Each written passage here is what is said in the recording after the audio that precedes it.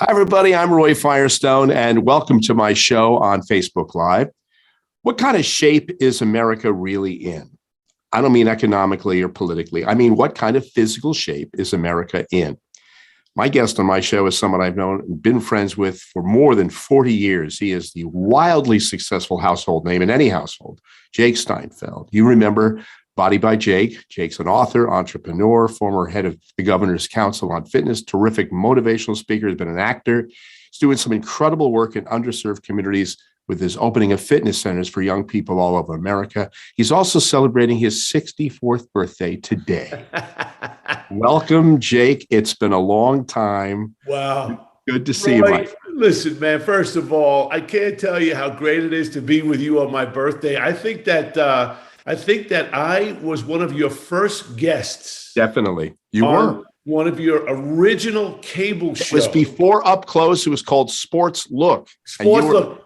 I think you were the first guest or the second guest in the beginning of the first week. And I've been doing this for, 35 years now, really. Absolutely. And incredible, incredible. You've come a long way too, my friend. Well, But, both of us.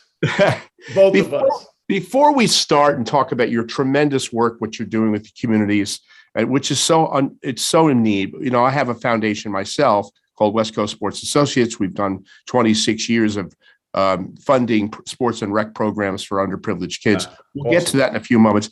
But there is a crisis right now in the fitness industry. I was reading a stat the other day. It blew my mind that during COVID, the fitness industry lost between 15 and 18 billion dollars. And there's some other stats that are shocking. More than 38,000 gyms and health clubs have been closed. This is a little bit dated, these stats, so they may be opening up a little bit. But at one point, almost 24% of U.S. gym members report that the gym is still closed as of August of 2020. Some of the fitness companies that have gone out of business include Gold's Gym, much of Gold's Gym, Modell Sporting Goods, 24-hour fitness. 50% of Gold's Gym locations plan to close permanently. It goes on. And you are such a positive guy. And you always have that phrase, don't quit. Right. But a lot of people are quitting. They saying we can't do it. We got to do it virtually or not at all. What do you say to this very dark prognosis for the fitness industry? And do you think they can come back? Listen, first of all, Roy, all those stats are staggering, and it makes you feel kind of just unbelievably sad because as you know, man, I was the first guy to do personal fitness training and made it an occupation where I went to all these big stars' homes. Spielberg was one. I remember Spielberg was one. Spielberg and Harrison Ford, Priscilla Presley, Bette Midler, Warren Beatty, Barbara Streisand, all the big stars, the early 80s. And I took a different route. Look, I was a bodybuilder. I loved the gym. World Gym was the place that was the Mecca when I came from Baldwin, Long Island, to come here to LA. Sure. And look, the gym is a very special place, man. It's a very special place, Roy. And look, I love nothing more than to be in a gym. I understand what's happened. This pandemic has been unbelievable. Extremely challenging, but I do believe, look, as you know, my life is about don't quit. I'm the glass half full guy. I do think gyms will come back.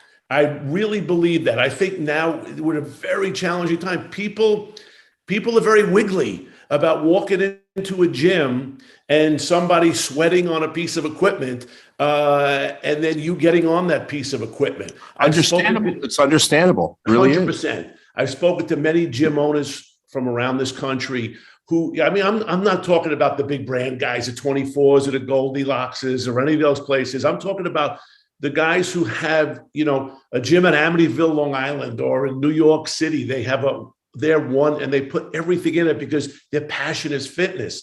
Those are the guys that I want to root for, because let me tell you something, Roy, all the products that are out in the marketplace today, with all due respect to this connected fitness world, if you will, digitally, and there's nothing wrong. I think it's great. That's the great thing about fitness, right? You can have a conversation with someone about sports, economics, politics, and when it comes to fitness, you might as well be discussing religion, or everybody has a different way.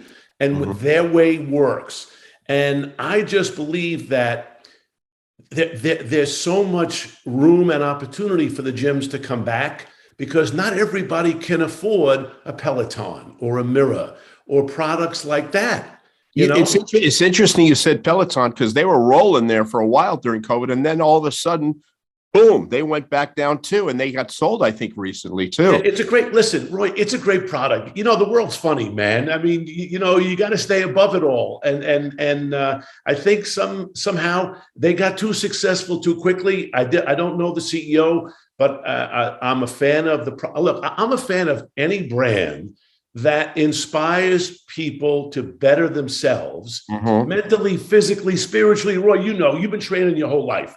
I have. That's true. And that's not a joke. I seriously go to the gym every day. No, I didn't make a joke. No, 30 years. No. But I'm telling you is that, to be in a gym, getting back to the gym thing is a great place, man, to meet people. It's a place where your status in life becomes even with everybody in that gym. Come over here and spot me. You miss those moments and that interaction with other humans, because the gym, I mean, look, the gym is an awesome place. It's better than a bar, right? It's better than walking. It's a healthier place than a bar, I'll tell you that. A much healthier place, but they're going to come back. They're going to come back. Let me ask you specifically, if you could wave a magic wand, and obviously the COVID precautions and protocols have to end eventually, and we'll go back to normal, quote unquote. But if you could wave a magic wand, what do you think needs to be done to open these things? Is it messaging? Is it saying it's safe to come back out again? Messaging. And I think it's messaging, and everybody needs to get on the same page. Look, we've had a challenge with messaging. We're not going to get political on this conversation here, but this whole COVID thing has become so politicized that nobody really knows what's up, what's down. We all want to stay healthy. It's good to wash your hands no matter where you are, whether it's 2019 or 2021. I'd like to not wear my mask when I go to the supermarket. That's for another conversation. But I do think that once people understand that these men and women who are small business owners are working their battissimos off to make sure that their gym, their yoga studio, their Pilates studio, their whatever it's going to be, is going to be clean and okay to come in to train.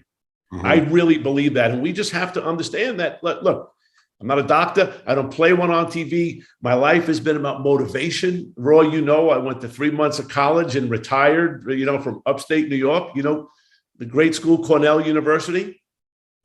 Right? Yeah, of course. I went to Cortland down the street. So, no one knows Cortland. A lot of people know Cornell. So I always start with that little bit. But the idea is that in life, it's about moderation and being safe.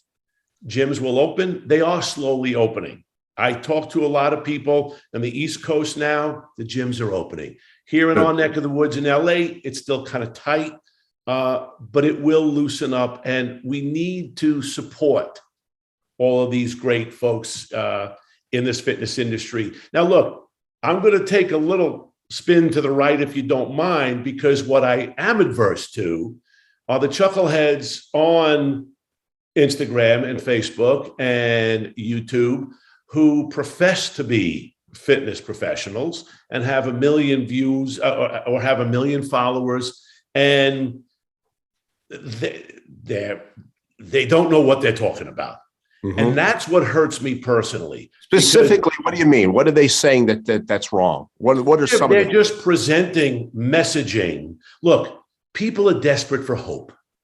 People are desperate for hope. And we live in a society, and this is the truth. Look, exercise is boring, Roy. It's boring. If it wasn't boring, everybody would be in shape.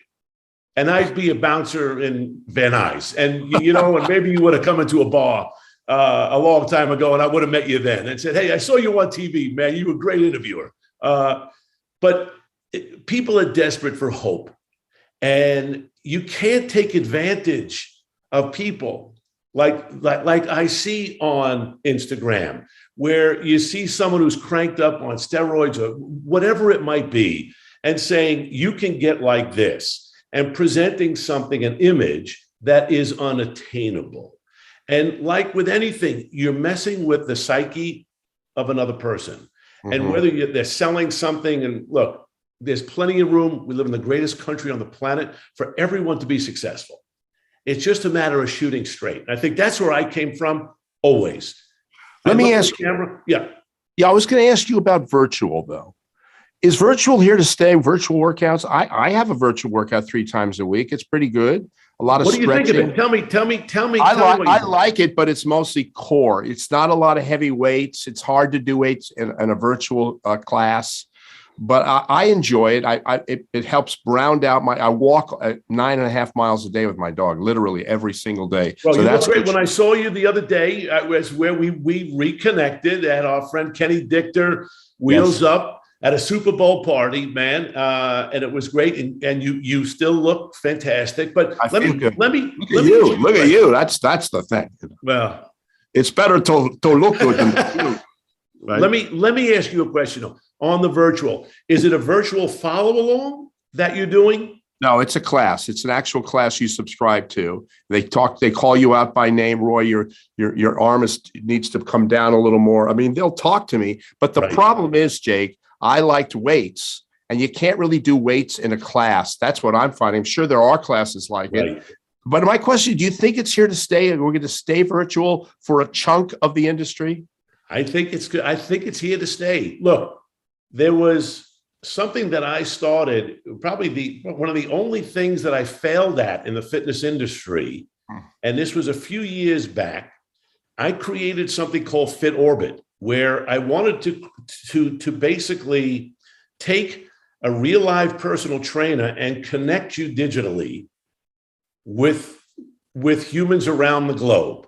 Right? You were ahead of your time. But that's ahead of your time. I've always been that way, man. And it was something. My pitch was, I wanted it to make you feel that I was standing in your house, because think about this, Roy. You're the strongest you could be in your own environment. When you're in your own home, you're the king or queen of that castle, right? So you're not sweating, figuratively and literally, about what am I going to wear to the gym, right? Now I'm taking a different tack now, right? The gyms are great, but everybody is very different. And I took the tack and the point and the presentation of, I'm going to come to your house and train you, because you're strong there. This is your environment. I'm a guest in your home, not you coming to the gym, right? Where this is an interesting jungle and I don't feel comfortable or confident.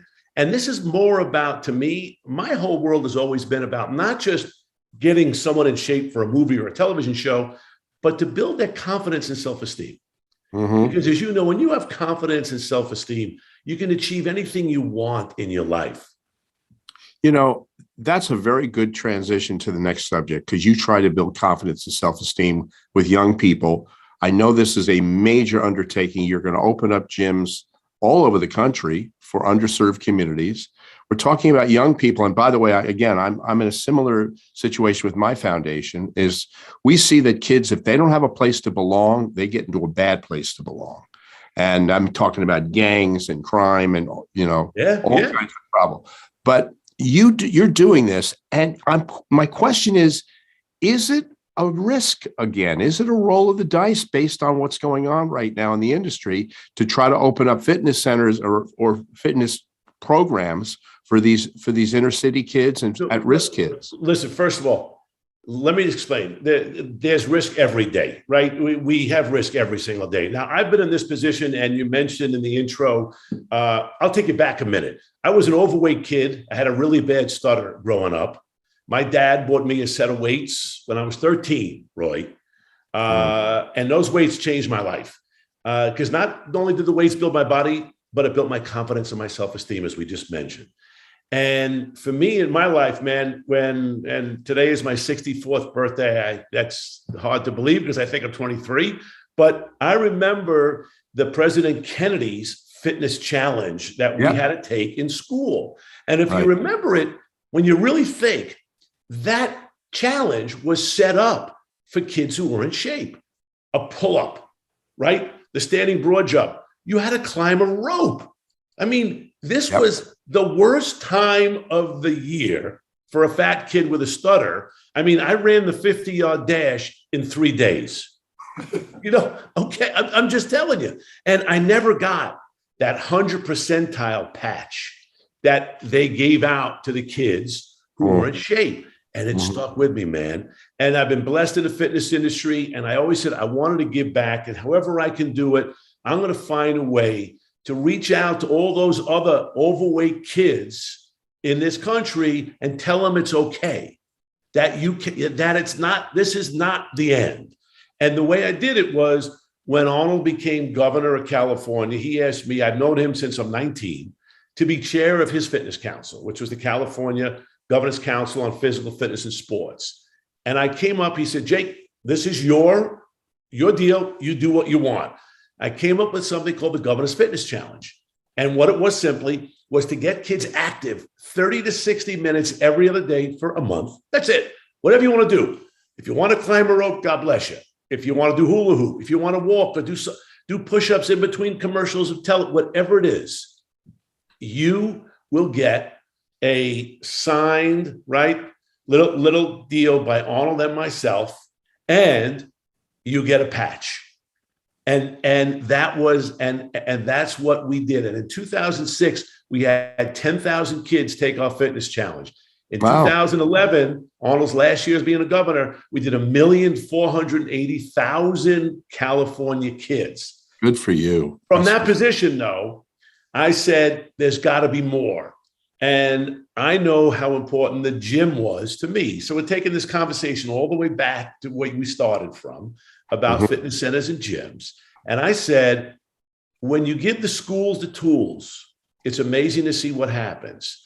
And I spent a year with Jerry Brown here in California, and then I was named chair of the National Foundation for Governors Fitness Councils. Now, listen, this isn't a Democrat or Republican issue. It's a kids issue.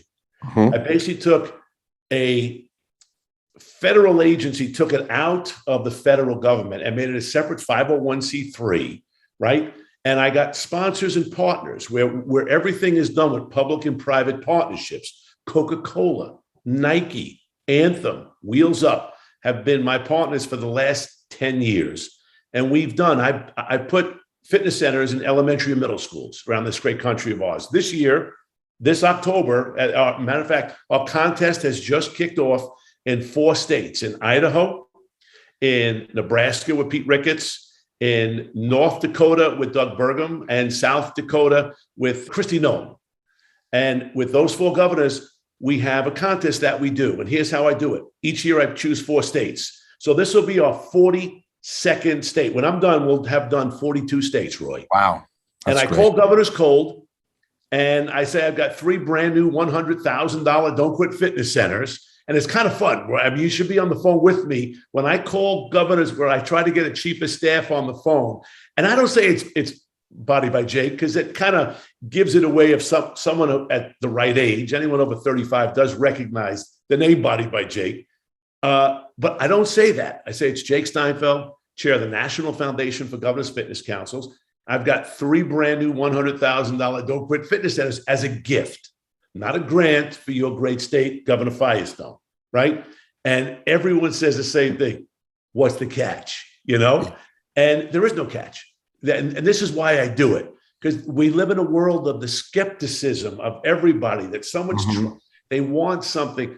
All I want to do is I want to make this country strong. And you start with kids, and you start in elementary and middle schools. When we put a fitness center in an elementary and middle school, and you mentioned something, Roy, about we see that when this fitness center is in, not only are the kids building bodies, but they're building confidence and self-esteem. Their test scores go up, teenage pregnancy goes down, gang violence goes down.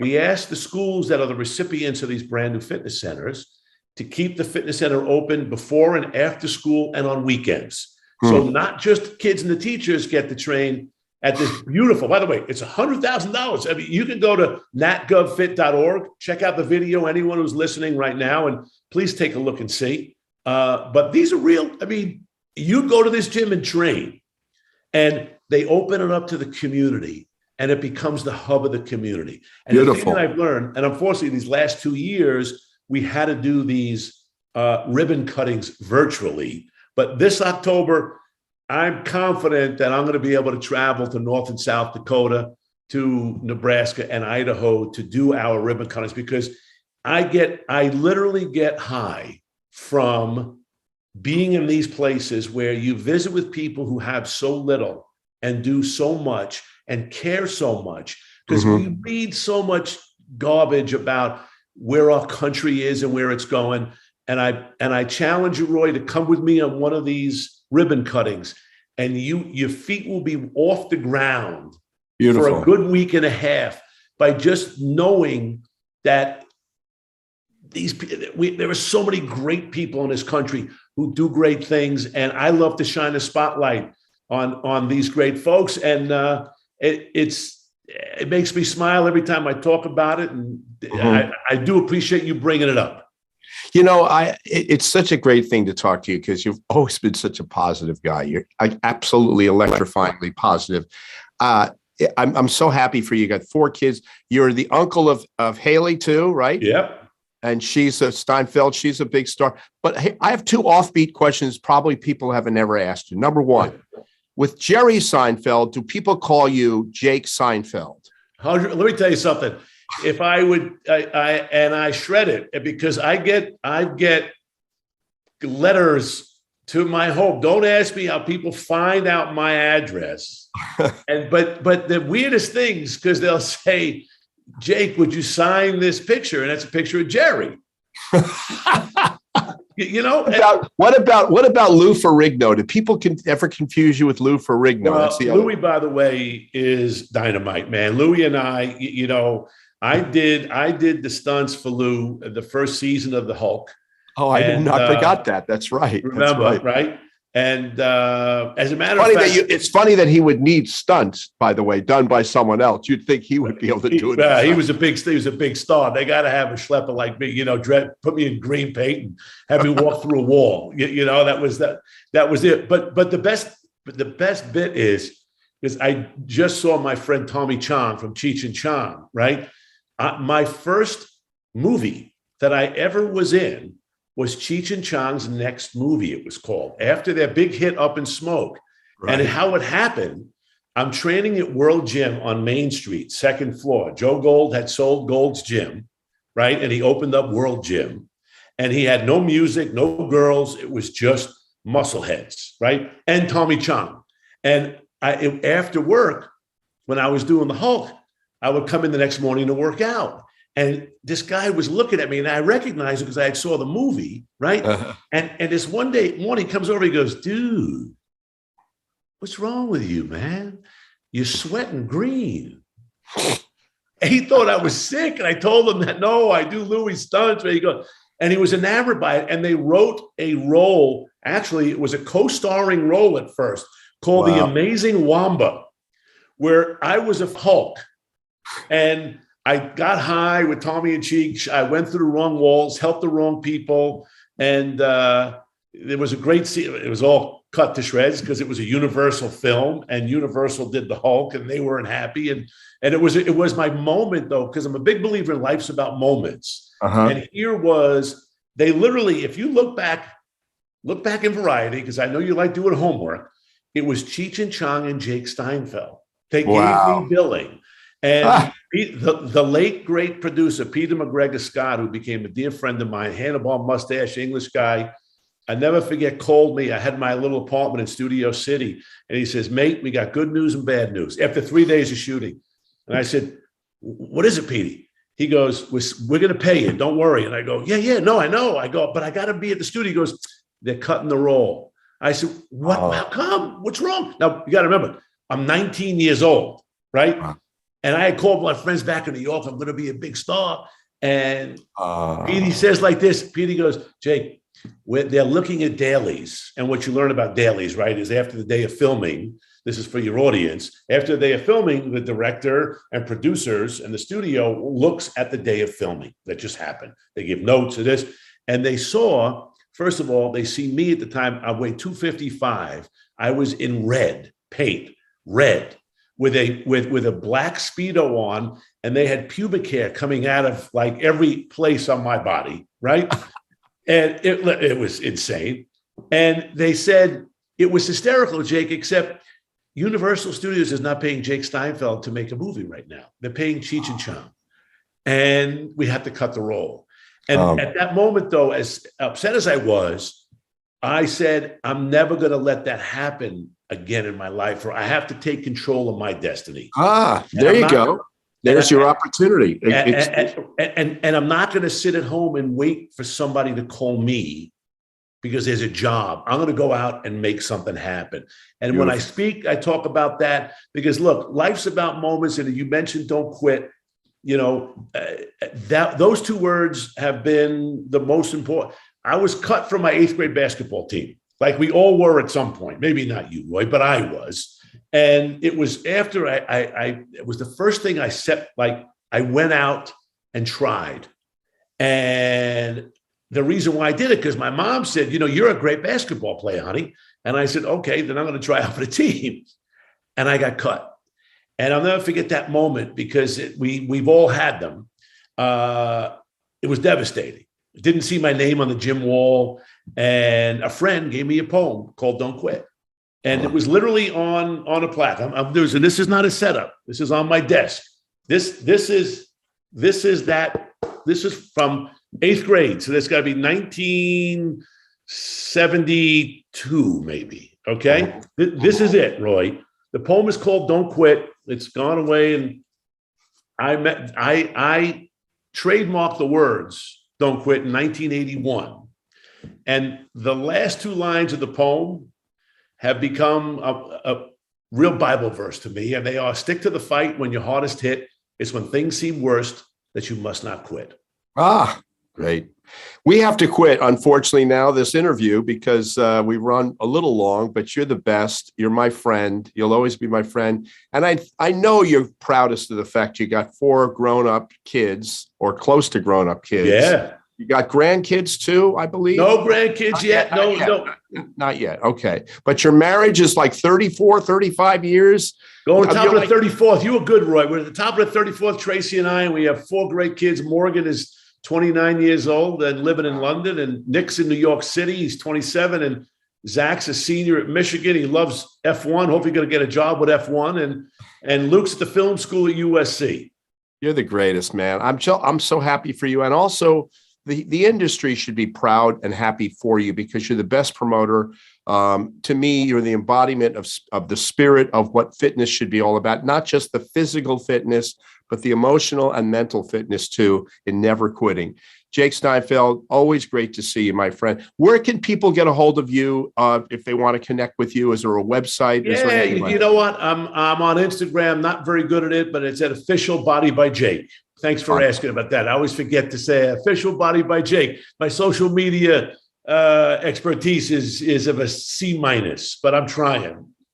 That's C-. But Roy, I wouldn't spend my birthday with anybody but you, man. And thank you, brother. It's seriously, I have watched you. You are the consummate you, and I think you're the guy that really started it when it came to sports interviews, and there was nobody better. And I know still to this day, I think you're the best. I really do. And I know we're going back and forth, but it's not bullshit. It's real. And it was so great to see you the other night at Kenny D's party. And let's make sure we stay in touch, please. We will. I promise you will. Thank you, my friend. Good to see you. My love to your family. You too. Don't quit. Okay. And that's our show for today. Thanks for watching, everybody. We'll see you next week.